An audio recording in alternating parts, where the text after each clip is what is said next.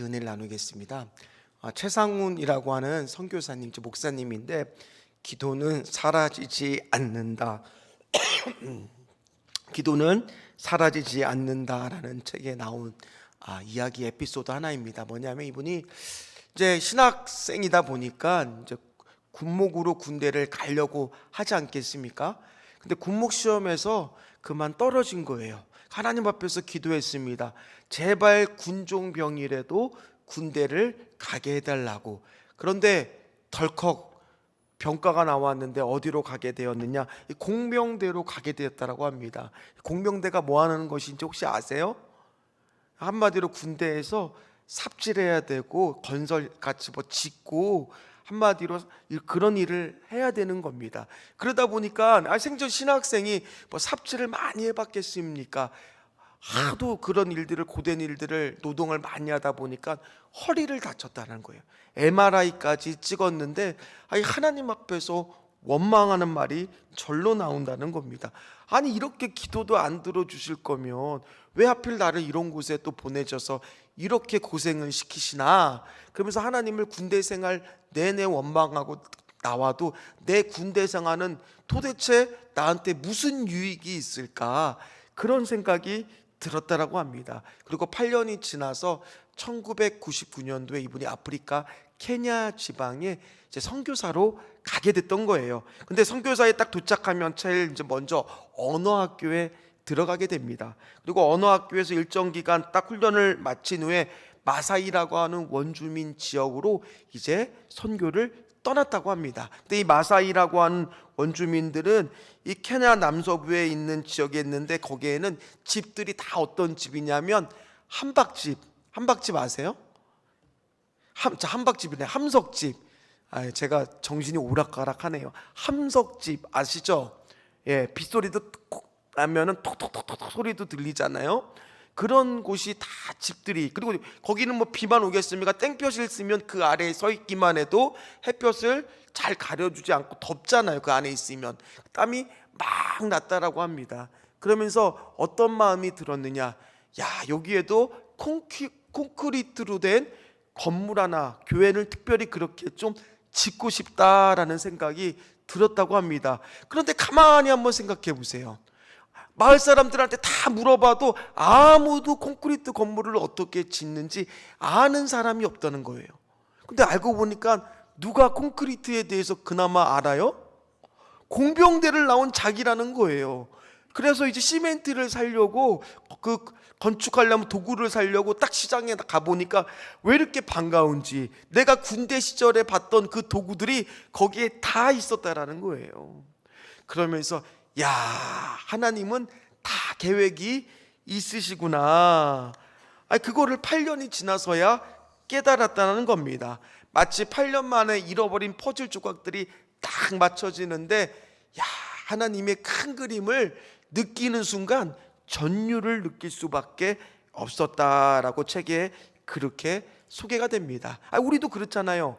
당장은 이해되지 않는 상황 가운데 있지만은 주님은 계획이 있으셨구나라고 느껴진 적이 신앙생활 하면서 없으십니까? 아마 있으신 적도 많이 있었을 겁니다. 오늘 엘리야도요, 지금 당장의 상황은요 이해할 수가 없어요. 아니 하나님의 말씀을 자기가 대언하라고 그래서 자신 있게 대언을 했는데, 아니 어디로 또 피하라고 합니까? 그리 시냇가로 가 있으라는 거예요. 이왕이면 거기서 딱 멋지게 선언을 하고 나서 끝내면 좋은데 기다리라는 겁니다. 그래서 거기에 딱 가보는데 이제 그 그리시네가에서 하나님이 뭐를 통해서 떡과 고기를 보내요? 마귀씨를 통해서, 까마귀씨 배달 라이더를 딱 보내서 떡과 고기를 아침과 저녁으로, 비록 풍족하지는 않지만 거기서 하나님의 특별한 은혜, 또 그리시네가에서 일반 은혜를 느끼면서 그렇게 엘리야를 하나님이 훈련시켰는데, 갑자기 그러면 비가 올 때까지 그냥 거기서 그냥 쭉 살면 얼마나 좋겠어요. 갑자기 또 거기서도 떠나라는 겁니다. 내가 이제 좀 적응이 될 만한데 떠나라고 또 명령을 내리시는 거예요. 9절 말씀을 한번 읽도록 하겠습니다. 거기 머물라. 내가 그곳 과부에게 명령하여 내게 음식을 주게 하였느니라. 아멘. 한번 지도를 볼까요? 지도를 보면 이 지금 요단 동남편에 있었던 그리시네가로부터 떠나서 어디까지 가야 되느냐, 오늘 지도가 잘 안 나와 있는데 오늘 보면은 이제 두로라고 시돈 그쪽 지역까지 무려 160km 거기를 걸어가야 되는 거예요. 그 거리만큼을 걸어가야 되는 그런 지금 이동을 합니다. 그런데 이 시돈이라는 곳이 어떤 곳이냐, 바로 누구의 고향이냐면 아방의 왕비인 이세벨의 고향인 거예요. 그러니까 지금 어디로 가라는 거예요? 160km 걸어가는 것도 힘들어 죽겠는데 적진 한가운데로 바알의 본거지로 지금 거기로 가라고 하는 겁니다. 이 말을 따르기가 쉬웠을까요? 쉽지 않았을 겁니다. 그래서 하나님이 뭐라고 오늘 9절 말씀에 말하고 있냐, 내가 이미 그곳에 미리 조치를 취해놨다. 과부한테 명령해서 이제는 까마귀가 그동안 너를 먹였다면 이제 누가 너를 먹일 거라는 거냐면 과부가 너를 먹일 거다라고 말하는 겁니다. 그런데 그전에는 까마귀가 오면 됐지만은 이거 무슨 당근 거래도 아니고 인상착의도 하나님이 안 알려주고 가면은 그냥 누가 있다는데 몇 월 며칠 몇 시에 약속이라도 잡고 중고 거래 같은 거 하면은 당근 거래하면은 딱 나가면 그 사람 오면 인상착의 보고 당근하러 오셨어요? 말할 수 있는데 이거 누군지를 어떻게 압니까? 일단 가라는 거예요. 그래서 갑니다. 가보니까 이 땔감을 줍고 있는 한 과부가 딱 눈에 띄게 되는 거죠. 그게 오늘 10절 말씀입니다. 10절 말씀을 같이 읽겠습니다. 그가 일어나 사르밧으로 가서 성문에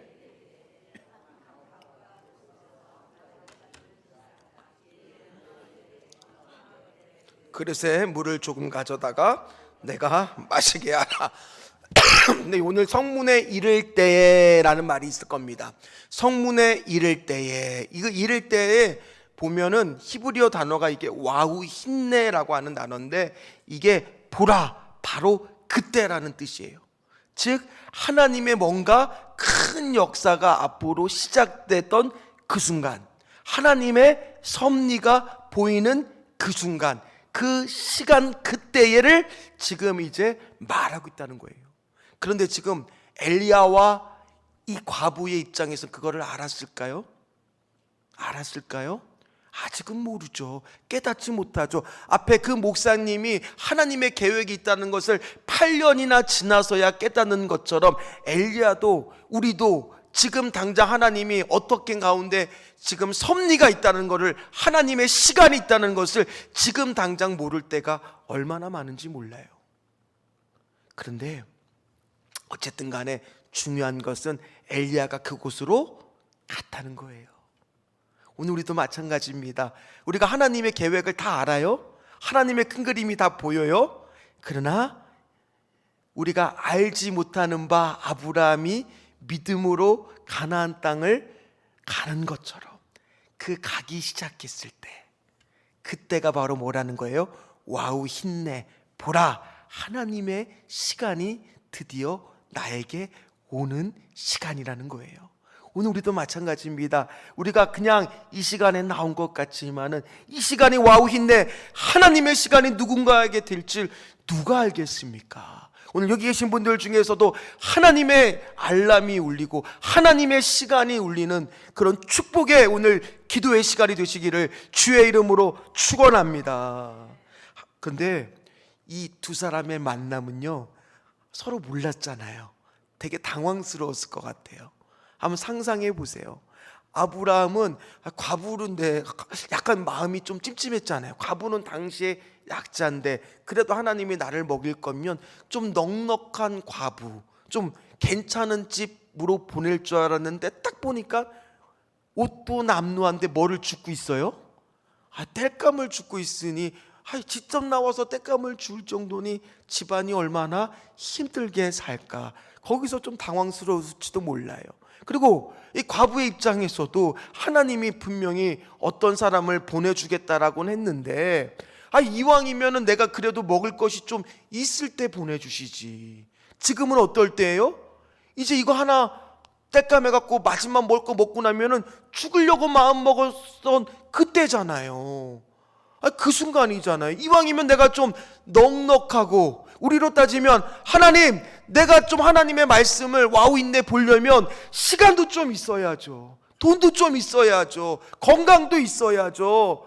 그럴 때 딱 하나님의 명령 내리면 얼마나 좋겠어요. 그런데 하나님이 지금 어떨 때 명령을 내려요?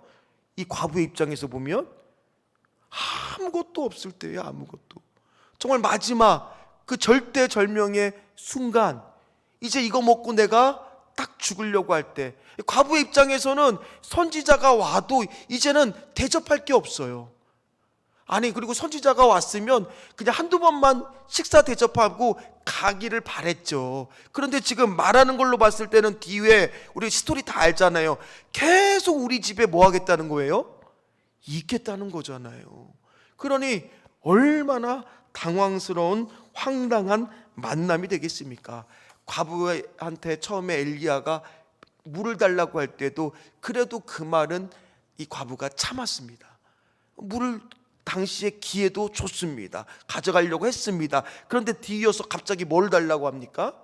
먹을 것을 달라고 하니까 과부도 참다 못해 이렇게 말합니다. 12절 말씀입니다. 같이 읽겠습니다. 그가 이르되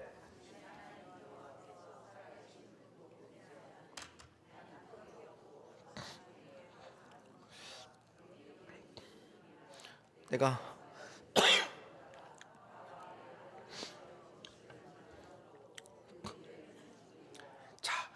사르밧 과부는 당시의 환경도 이렇지만은 이 사람은 과연 엄청난 믿음의 사람이었을까요? 그 당시 사르밧 지역이 어떤 지역입니까? 하나님을 믿는 지역이 아닙니다. 바알의 근거지가 있고 바알을 믿는 신앙이 있는 그곳입니다. 그러면 사르밧 과부는 바알을 믿었는지 하나님을 믿었는지는 오늘 본문을 통해서는 아직은 알 수는 없습니다. 그러나 한 가지 아는 것은 그가 하나님에 대한 지식과 믿음이 조금은 있었다라는 거예요. 왜냐하면 하나님이 선지자가 갈 거니까 명령했다는 말이 9절에 나오잖아요. 그러니까 그때 이미 하나님을 조금은 경험을 했죠. 또 그 뒤에 오늘 12절에도 뭐라고 말하고 있습니까? 당신의 하나님 여호와께서 살아계심을 두고 맹세하노니. 그 말은 뭐예요? 하나님에 대해서 알고 있다는 겁니까? 모르고 있다는 겁니까? 알고는 있지만 그 신앙의 깊이가 별로 깊지 않다는 거예요. 대단한 믿음은 아니라는 겁니다. 그런 상황에서 갑자기 가장 최악의 지금 자신이 처한 상황이에요. 이 선지자가 갑자기 와서는 먹을 것을 달라고 하는데 한 번 먹을 것이 아니라 아무래도 쭉 여기에 눌러 앉을 것처럼 말하고 있다는 겁니다. 나의 예상과는 너무나 다른 거죠. 오늘 우리도 마찬가지입니다. 우리의 예상과 전혀 다르게 하나님이 인도를 하고 하나님의 시간이 작동하고 있을 때 우리는 그 하나님의 시간에 어떤 감정을 느끼고 어떻게 순종할 수 있겠습니까? 아무리 명확한 하나님의 명령이 내려졌다고 해도 내 상황이 먼저 눈에 보이잖아요. 내 상황이 먼저 눈에 보이잖아요.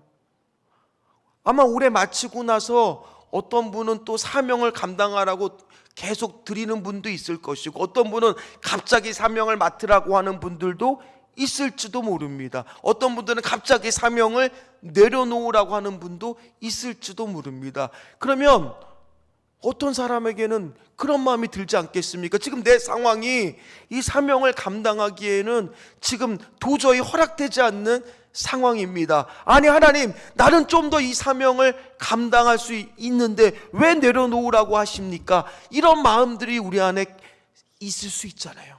우리는 항상 계획과 내 생각의 그 안에서만 하나님을 순종하기가 편하지, 갑자기 내 생각과 예상을 벗어나서 하나님이 순종하라고 하면 그 명령을 따르기가 쉽습니까?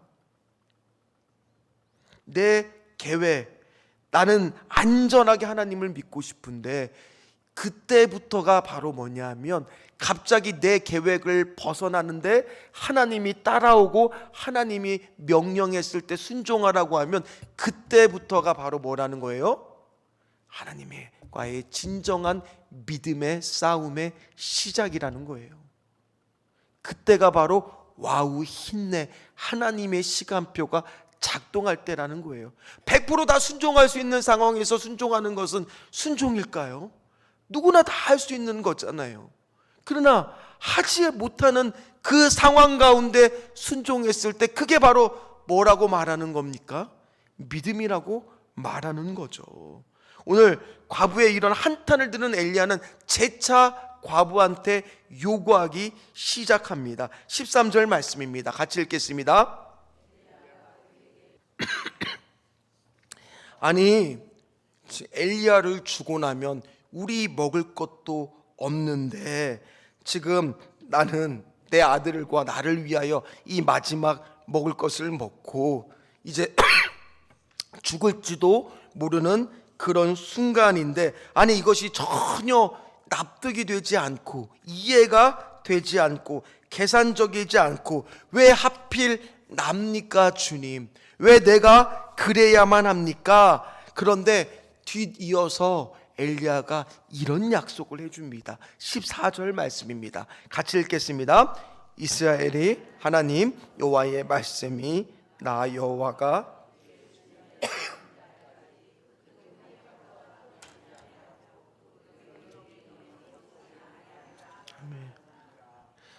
오늘 우리가 기도할 때도 하나님은 우리 가정에 가루가 떨어지지 않게 해주실 줄 믿습니다. 병에 기름이 없어지지 않게 하실 줄 믿습니다. 또는 오늘 우리가 기도할 때 우리 교회가 가루가 떨어지지 않게 하여 주시고 기름이 없어지게 아니하게 하실 줄 믿습니다. 또 이 나라가 오늘 우리가 기도할 때 하나님의 은혜가 떨어지지 아니하고 하나님의 축복이 없어지지 아니하게 되실 줄 믿습니다. 우리가 아멘 했지만 현실은 어떠냐는 거예요. 현실은 뭡니까? 순서가 달라요. 차라리 하나님 병에 기름이 막 생기고 가루가 막 생기고 나서는 가지고 오라 했으면 순종하기가 더 쉽지 않았을까요? 그런데 순서는 뭐예요? 순서가 뭐부터 가져오래요? 일단 가져오래요. 일단 뭐 하래요? 순종하래요. 일단 네가 따르래요. 그래 뒤에 오는 것이 바로 뭐예요? 가루가 없어지지 않고 병에 기름이 떨어지지 않는다라는 거예요. 아니 하나님 이왕이면 바꿔서 해주면은 얼마나 순종하기가 쉽겠습니까? 근데 하나님은 그러지 않으세요. 마치 향유값을 먼저 깨트리라 그렇게 드렸을 때 이 여인이 한 일을 하나님께서 다 복음이 전해지는 그곳에 다 알게 하실 거라고 말씀한 것처럼 이왕이면 그 여인이 한 일을 다 알게 해준 다음에 그 다음에 300데나리오 되는 그 향유값을 깨뜨리면 얼마나 좋겠습니까? 그러나 성경을 보십시오. 가부에 2렙돈을 드릴 때도 마찬가지였고 항상 순서가 뭐예요? 먼저 일단은 따르라는 거예요. 그런 다음에 하나님의 약속의 말씀이 뭐예요?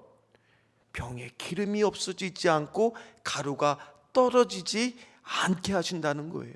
오늘 마찬가지입니다. 우리 귀한 성도님들 가정과 또 심령과 또 자녀들과 또 우리 교회가 병에 기름이 떨어지지 않고 가루가 없어지지 않기를 간절히 소망합니다. 그러나 순서가 있다는 거예요. 먼저 뭐부터 해야 돼요? 하나님 앞에 우리가 드리기 시작했을 때 그 다음에 오는 것이 바로 14절의 은혜와 축복이라는 거예요. 어쩌면 이 여인은요 분노가 치밀었을지도 몰라요. 그 이야기를 듣는 순간 화가 났을지도 몰라요. 아니 나는 하나님에 대해서 그렇다고 내가 정말 믿음이 좋은 것도 아닌데 나에게 어떻게 이런 엄청난 요구를 하실 수가 있을까? 만약 엘리야가 말한 대로 14절대로 결과가 안 나오면 어떻게 하실 겁니까? 하나님 책임져 주실 겁니까?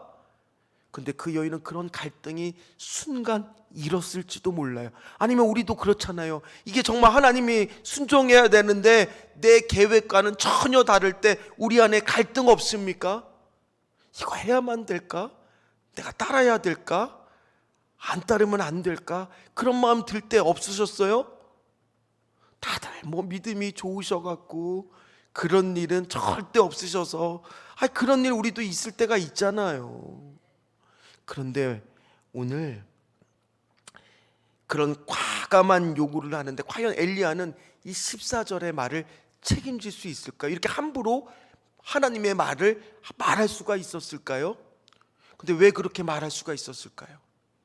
한번 엘리야 입장에서 생각해 보세요. 엘리야는 오늘 이렇게 자신 있게 말할 수 있었던 근거는 어디에 있을까요? 바로요, 경험했어요. 엘리야는 뭐를 경험했어요?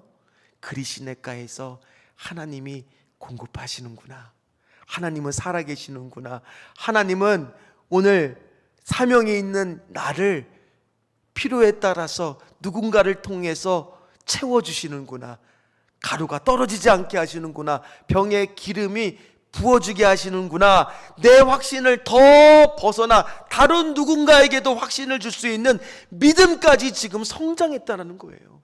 엘리야가 그럴 수 있었던 것은 뭐예요? 그리시네가에서 훈련받았기 때문이에요. 오늘 마찬가지입니다. 우리 귀한 성도님들 다 한 번에 지금 2단계까지 믿음이 되질 않아요. 우리 계신 분들 중에서 갑자기 지금 내 생각과 계획을 벗어난 일에 막 이제 하나님을 아는 사람한테 가서 순종하라 그러면 순종이 쉽게 되겠습니까? 아니라는 거예요. 먼저 그 사람은 뭐를 경험해야 돼요? 그리시네가에서 공급하시는 하나님, 살아계시는 하나님, 그 하나님을 먼저 경험해야 될 줄 믿습니다. 그 하나님을 경험한 사람은 뒤이어서 이제 누군가에게 하나님은 어떤 분이라고 말한다면 하나님은 살아계십니다, 하나님은 공급하십니다, 하나님은 기름을 떨어지지 않게 하십니다, 하나님은 가루를 떨어지지 않게 우리 가정을 책임져 주실 겁니다. 이 말씀을 선포할 수 있는 사람이 되더라는 거예요. 내가 확신이 되었을 때, 엘리야는 지금 그 확신을 경험했기 때문에 오늘 다른 누군가를 확신시키는 거에는 더 큰 확신이 필요하거든요. 그런데 지금 엘리야는 그 확신이 있는 사람이 되었다라는 거예요. 오늘 여기 계신 분들도 마찬가지입니다. 다른 누군가한테 그런 확신을 줄 수 있는 사람입니까? 만약에 내 손주가, 내 자녀가 공부를 안 하고 있는데 이제 고3 돼서 공부 좀 하려고 그래요. 그러면 그래도 먼저 그의 나라와 그의 일을 구해야지, 교회에 가라 그랬는데, 엄마 나 대학 떨어지면 엄마가 책임질 거야? 나 이제 공부 좀 해보려고 하는데 나 교회 안 가고 공부하면 안 돼? 그러면 무슨 말 하시겠어요? 그 딸을 설득시키려면 내가 뭐가 있어야 돼요? 그 손주를 설득시키려면 내가 뭐가 있어야 돼요? 오늘 엘리야처럼 더 큰 확신이 내 안에 있어야 돼요. 하나님이 너의 인생을 책임져 주실 거야. 예배 드리고 그 시간 다른 시간에 공부하면 돼. 그럼 하나님이 분명히 너의 가루를 떨어지지 않게 하시고 너의 기름을 없어지지 않게 책임져 주실 거야. 오늘 이런 말할 수 있는 믿음이, 확신이 우리 안에 있냐는 거예요. 또 다른 한편 과부의 입장에서 한번 생각해 보세요. 과부는요, 연약한 믿음이에요. 불완전한 믿음이에요. 그러나 오늘 말씀을 보면 그 말을, 이 엘리야의 말을 뭐 하기로 정했습니까? 따르기로 정했습니다. 내 믿음은 연약하지만, 내 신앙은 지금 부족하지만, 100% 확실하지도 않은 상황이지만 지금 그 불완전한 믿음을 가지고도 순종했을 때 하나님은 그 믿음을 뭐 하신다고요? 사용하시더라는 거예요. 사용하시더라는 거예요. 오늘 여기 계신 분들 중에서 내가 지금 엘리야처럼 누군가한테 확신을 줄 수 있는 내가 그런 믿음이 되기를 간절히 소망해야 되는 사람도 있을 줄 믿습니다. 또 어떤 분은 내 믿음과 신앙이 지금 너무 약합니다. 그러나 그런 불완전한 믿음이라도 일단 14절에 하나님의 약속의 말씀을 붙들고 그래도 한번 가보려고 하는 그 사람한테는 하나님의 어떤 은혜가 있다라는 거예요? 실제로 말씀처럼 통의 가루가 떨어지지 아니하고 병의 기름이 없어지지 아니하는 말씀을 체험하고 경험하게 된다라는 거예요. 오늘 이 말씀은 엘리야에게도, 이 사르밧의 한 과부에게도 정말 중요한 와우 힘내 하나님의 시간이었다라는 거예요. 그런데 더 중요한, 하나님이 왜 하필 이 과부한테 보내셨을까? 왜 그랬을까? 이 믿음도 부족한데 오늘 고린도후서 5장 7절 말씀을 한번 읽도록 하겠습니다. 고린도후서 5장 7절 말씀입니다. 같이 읽겠습니다.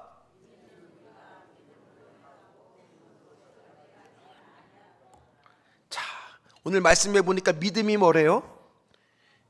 일단 행하래요. 보는 것으로는, 우리가 보고 행하는 것은 믿음이 아니라는 겁니다. 보지 않고 말씀을 믿고 가는 것이 바로 오늘 고린도후서에서 뭐라고 말하고 있습니까? 그것이 믿음이다. 그것이 믿음이다. 다 알지 못하지만 그래도 오늘 이 과부가 잘한 것은 하나님의 말씀을 믿고 갔다는 겁니다. 오늘 15절 16절 말씀을 같이 읽도록 하겠습니다.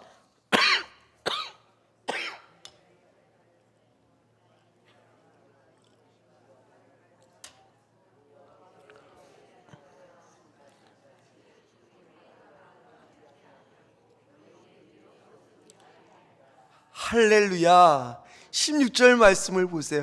여호와가 말씀한 것 그대로 그 가정에 이루어지더라. 제가 몸이 좋아졌습니다. 괜히 걱정하실까봐. 그런데 자꾸 제가 설교할 때 저도 모르게 저희 어머니는 살살 얘기해라. 근데 성격이 그렇게 안 돼요. 막 말씀을 전해야 되는데 저는 이 말씀이 너무 저는 먼저 저한테 은혜가 되거든요. 그러다 보니까 막 힘줘서 얘기하다 보니까 기침이 나오는 거니까 저를 너무 불쌍하게 생각하지 마시고, 전혀 불쌍하게 생각하지 마시고, 저는 이 말씀이 너무너무 귀해요. 하나님, 그렇습니다. 우리 교회에도 누군가 14절 사르밧 과부와 같은 분이 있을 거 아닙니까? 그러나 그래도 내가 한번 하나님 말씀에 순종해 보리라. 믿음으로 보지 못했지만 따라갔을 때 통에 가루가 떨어지지 않고 병에 기름이 없어지지 않는 이 말씀을 경험하게 될 줄 믿습니다. 그리고 하나님은 이 여인을 왜 거기에 엘리야를 160km나 떨어진 그것도 시돈 지역에 보내야만 했는가? 오늘 거기에 대해서 예수님이 이렇게 말씀합니다. 누가복음 4장 24절 26절 말씀입니다. 같이 읽겠습니다.